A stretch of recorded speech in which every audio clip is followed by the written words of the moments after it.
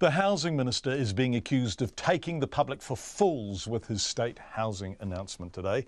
The government plans to build around 150 new state houses in the regions by the middle of the year, but the National Party says every single one of them was in the pipeline to be built when it left office, and Mr Twyford is stealing the credit for its work in government. Political reporter Benedict Collins has more on this. Clad in a high-vis vest on a West Auckland building site, Phil Twyford announced up to 155 state houses will be built in the regions over the next few months. Mr Twyford says New Zealand's simply not building enough homes, and the government was forced to act. Today's announcement will make a small but significant dent, but a trickle is going to turn into a creek and into a river and into a flood. And so this today is a down payment. It's an indication of this government's seriousness about building more houses and fixing the housing crisis. We've inherited a national housing crisis, and we're determined to build our way out of it.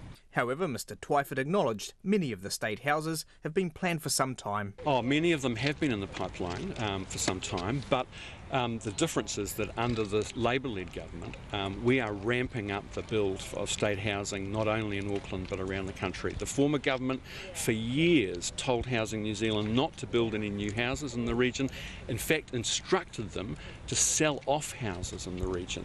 But National's housing spokesperson Michael Woodhouse says Phil Twyford's announcement is laughable. Well, look, this has been signalled not only by the government but being worked on by Housing New Zealand as part of a cluster of houses that forms the 1,000 properties that are in the books for this year. And to somehow pretend that this is something new and innovative is just completely mischievous. And Michael Woodhouse says Mr Twyford knows exactly how many of the state houses he announced today were planned by the previous government. They all were, and he should know he's either being mischievous or he's not on top of his game. Either way, I think the public should be aware that the Minister is talking an extremely good game and leading them up the garden path when it comes to both Kiwi Build and state houses. Minister Twyford did say this government's inherited a crisis. He said you guys were flogging off state houses all around the show. Now he's encouraging Housing New Zealand to start building them again. Is that a fair cop? No, that's absolute rubbish. The mostly 1 or 2 bedroom homes will be spread across 15 regional centres, with Napier Hastings getting almost 50.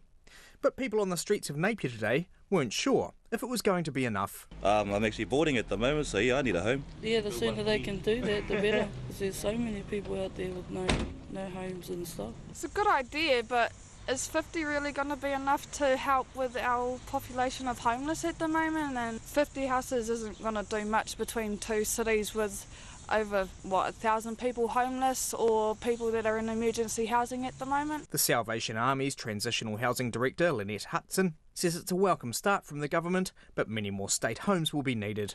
From Parliament for Checkpoint, Benedict Collins.